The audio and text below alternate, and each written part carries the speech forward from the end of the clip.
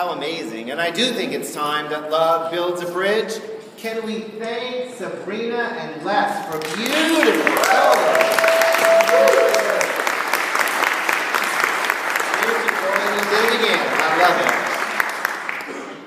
There's my partner. I love him too. And I love Thanksgiving because Thanksgiving is one of those times that it's all about intimacy. It's all about, in Virginia, it's all about warmness and the weather changing. We get to eat good food together and spend times with those that we care about.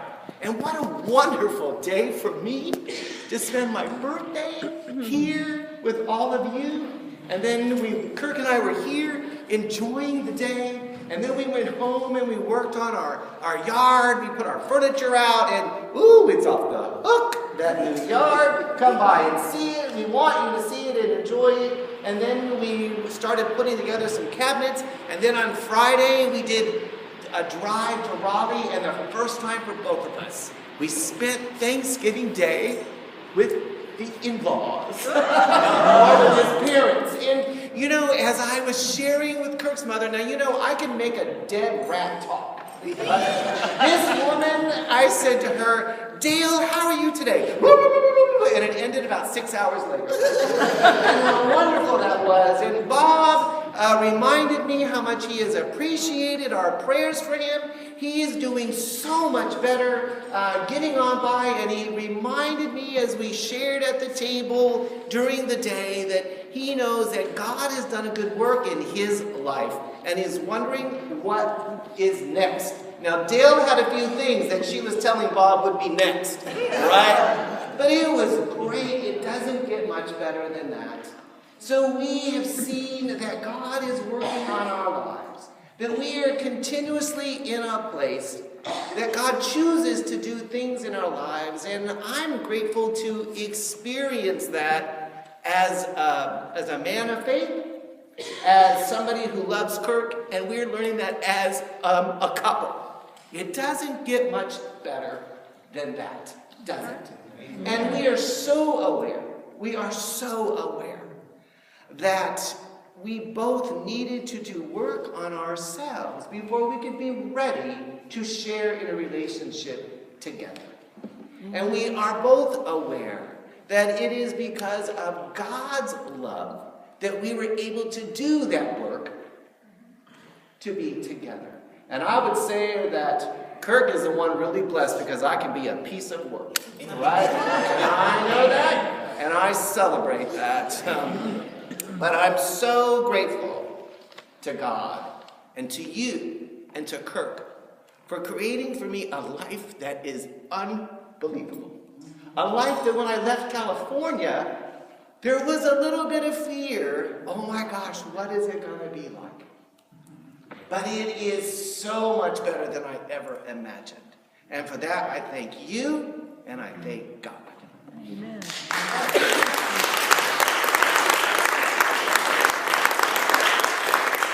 And I imagine that is exactly the kind of life that this leper who came back to express thanks to God through Jesus for the healing that the leper had experienced. Imagine having a disease to where your skin is literally changing before your very eyes, where limbs are falling off, where such demoralization. Lepers in the day had to live in a colony all to themselves, right? They were not allowed to be in the mainstream of society at all. They had to put belts around their bodies with bells on them so that people would know that they were coming. And as they came, they had to shout out, "Leper, leper, leper," so that everybody else would know to go away from them.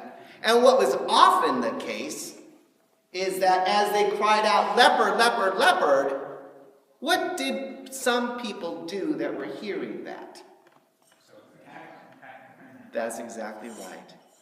They did nothing but demoralize them even more, to put them down even more, to probably shout out humiliations to them simply because their bodies had contracted a disease that they couldn't help. There was no medicine. There was not even soap to keep your body clean. And they did not know what to do. So if you had the disease of leprosy, it was nothing but a humiliation day in and day out until your life finally was over. That was the plot of the lepers. So you can imagine how radical it was that 10 lepers were healed that day. And did you notice in the sacred text that their healing did not happen all at once? Their healing happened as they continued to go. Jesus told them to go on their way, to go and show yourself to the priest, because the priest in the day had all power and authority to make you live a generous life or not.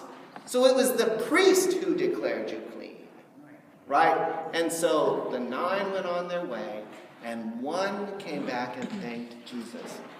Now, it would be really easy to have this whole sermon be about that 1, right? The 1 coming back and giving thanks to God, right? And then make some illustrations about, can we do the same thing, or are we one of the 9? But I'm not going to go there because that usually is not fruitful. It only makes us feel more guilty for the times that we forget to say thank you. And who needs more guilt? Not me and not you, right?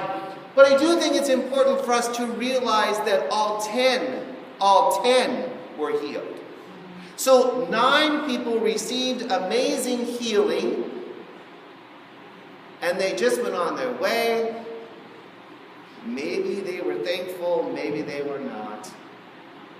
But because of God's love for them, as expressed through Jesus, the Holy One, their healing was still complete. So their healing was not contingent on them recognizing it or even giving thanks for it. And neither is ours. Neither is ours. God's love for us is more complete than we could ever imagine. And in those times that we forget to say thankful, God says, I get it. But I would like for us to think about the Samaritan. What made the Samaritan so different? I can make a list of things that I suspect made the Samaritan different, but what really catches my attention is that the Samaritan noticed.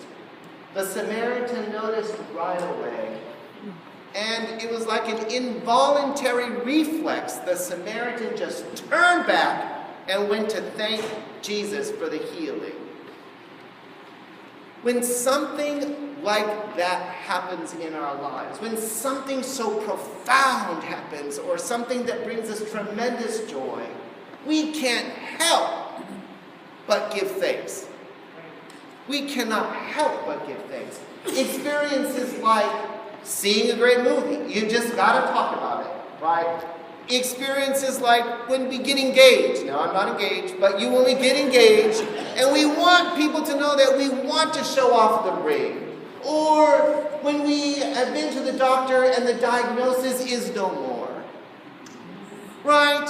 Those of you that have struggled with cancer or HIV, when you become undetectable, or the doctor says to you, your medicines are really helping, you cannot help but contain them, right?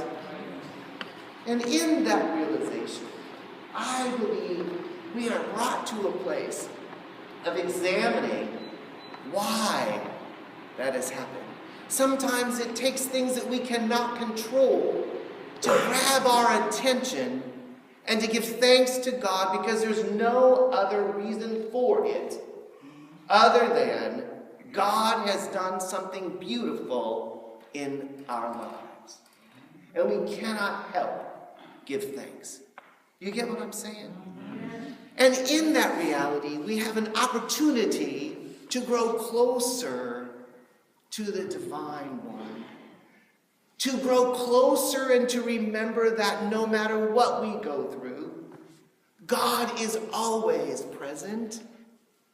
It doesn't matter how disappointed we are or how much we hurt or how much we cry. God is aware of our feelings. Sometimes we ask the hard questions about life, and we can be so discouraged. But it's in thinking about the things that God has done and will continue to do that we can give thanks and remember, oh, wait a minute, this is not beyond God. This is not beyond God. God wants you to experience the wholeness that God designed for you to have. It's just unfortunate that sometimes we forget that. We are human beings that hurt, that question, that are in transition, that go through changes in our lives, and that can be so confusing. And so often we feel like we've got to do whatever it is so that we can get a break. And God says, would you let me partner with you at every angle of our lives?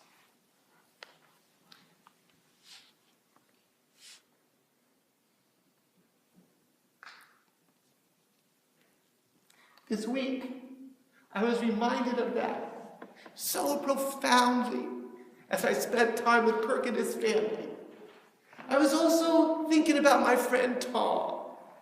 Tom was somebody that I met right off the prison bus, and he was as Nelly as they could be. And Tom came off that bus and into the parole office in all of his gayness, and he just flittered wherever he went. He was an amazing character, I'll tell you. I was shocked to discover that my friend Ron had met this same character, Tom, at an AA meeting. And so Tom became somebody that we would get to know very well. He was a person that went to prison because a police officer said to Tom, "This is your lucky day. I'm going to help try to save your life." Tom had lived on the street for 10 years, he thinks. He's not really sure how long he had lived on the street. He had become a drug addict, and the plot of his life brought him to being homeless. A good day for Tom was to find a dumpster with a little bit of trash so that he could take the cardboard and put it over himself to be warm at night.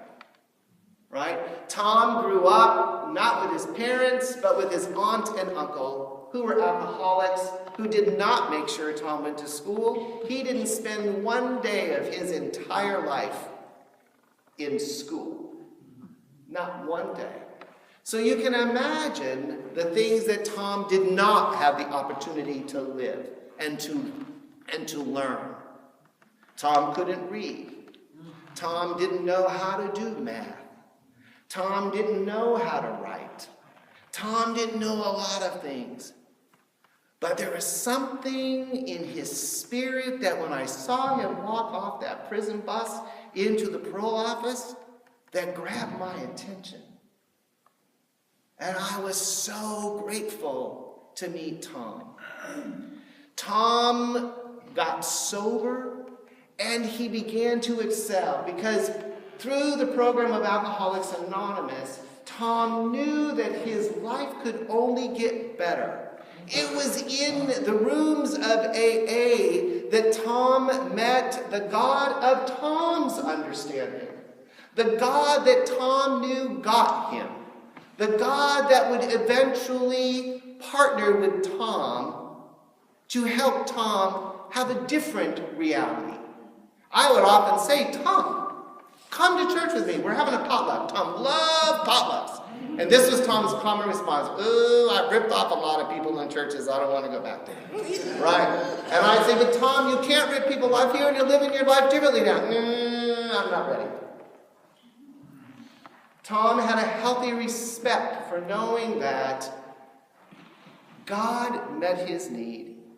And through the program of Alcoholics Anonymous, he learned to tap into that God. And what I learned from Tom was this is the same God that I worship. This is the same God that I know. Because Tom would say to me, I don't know why I have this life, but I know that I do because it's a gift from God. God had helped Tom transform his life into one of being. Ron and I taught Tom how to read. We taught him how to write. Ooh, there were days that Tom would just get on my last gay nerve. Because we'd go to the grocery store and we'd find Tom in the aisles reading labels. For the first time in his life, Tom would say, soup, and be all excited about that. Because he knew in that can was soup. Because he was sober, he gave thanks, and he was willing to learn how to read. I was amazed by that. Tom loved to also give back. AA taught Tom that if he wanted to keep his sobriety, he needed to give it away. And so Tom would reach out to new people just like him. He loved to go meet the prison bus because he knew what those guys were experiencing. He knew that he'd be able to help them. And it was sometimes so embarrassing because, these people getting off of the prison bus, they got all these tattoos and all these, muscles and all this other stuff, looking a little shady, and Tom would say, hello. But Tom made a difference in their lives because he understood, and he would tell them, you know what? I will get it. And Tom would eventually help other people learn to do the things that we had taught Tom to do. Tom loved cooking meals for people because there was a time in his life that was not an option for him. Tom's home was always open. It was not unusual on holidays to go and there would be standing room only. And Tom would not let anyone help. Tom would say, it is God that has given me this gift. I got to give it away so I can keep it. And you know what? Tom loved doing that. He was joyful each and every day. Every day. Last week I got a text that Tom was not doing well. And they said to me, Ron said to me, if you want to send Tom a message, I'll be glad to read it to him. And you know me, a message. So I was able to thank Tom for his impact on my life, for the things that he taught me, for the joy that he brought to everyone that knew him. And then the next message was, Tom was better, that hospice was not coming, that they were taking him off life support. Now, for a fleeting moment, I thought, yeah, that was my message to Tom. I invited him to come to Virginia, and I knew Tom was coming. And then I woke up on Thanksgiving, and Tom had died. And yet, at the same time, I gave thanks for that Tom didn't have to suffer anymore. He just had a litany of medical problems, none of which held him back. The last picture I received of Tom was in his hospital bed with all these tubes on, and he had a tremendous smile on his face. And all of his AA friends were there around his bed. Right? Because the people knew not to let Tom be alone, no matter how difficult it was. I want you also to know that Tom's birthday is the same day that I share. So Tom was able to die on the day that he was born, the anniversary of his birth. I also think it's significant that Tom died on Thanksgiving Day, because this was a man filled with amazing gratitude for the life that he had been given. The life that he could live differently because of the God of Alcoholics Anonymous. And I'm here to tell you that is the same God that we worship. Tom couldn't help but to look around at the people around him and give thanks. He could see the possibility in somebody when they couldn't even believe it for themselves. And the reason he could is because he beat all the odds. He was homeless for 10 years. Studies tell us that if a person is homeless for 30 days, it takes 3 months to rehabilitate. If a person is homeless for 90 days, it takes a year to rehabilitate. If a person is homeless for longer than that, it's almost impossible. Just like the leopard in the 10 lepers story, in Mark's story, we are reminded of the amazing possibilities that we have in living our lives connected to God, in realizing where our strength comes from. We say, in this church and in all MCCs, may you meet the God of your understanding, and that we celebrate whatever that God is for you. Because we cannot contain God. And why would we want to? Just like Tom, just like the leopard in our stories, just like the lives that we lead, where has God done a good work in your life? Where can you stand to give thanks for God's activity in you? And as you come to terms with that and review that for yourself, maybe it's spending time with in-laws, maybe it's spending time with family, maybe it's eating a meal, maybe it's providing a meal for someone. May we be mindful of the fact that all of these things are a gift from God. And may we allow these things to draw us closer to not only our understanding of God, but our understanding of how much God loves us and how much we can give thanks. And may we also learn from this story that we could dare look at one another and share with each other what we're thankful for in each and every one of our friendships.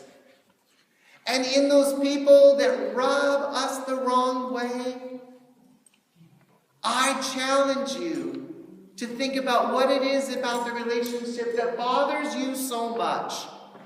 Is it seeing the things within yourself that you don't like in another person that brings you to feelings of uncomfortableness? And may we always know in the uncomfortableness what our part is, because we do play a part. We do play a part. And may we give those things to God and not hinder them from allowing us to grow closer to one another and experience the Holy One in ways we have not done yet.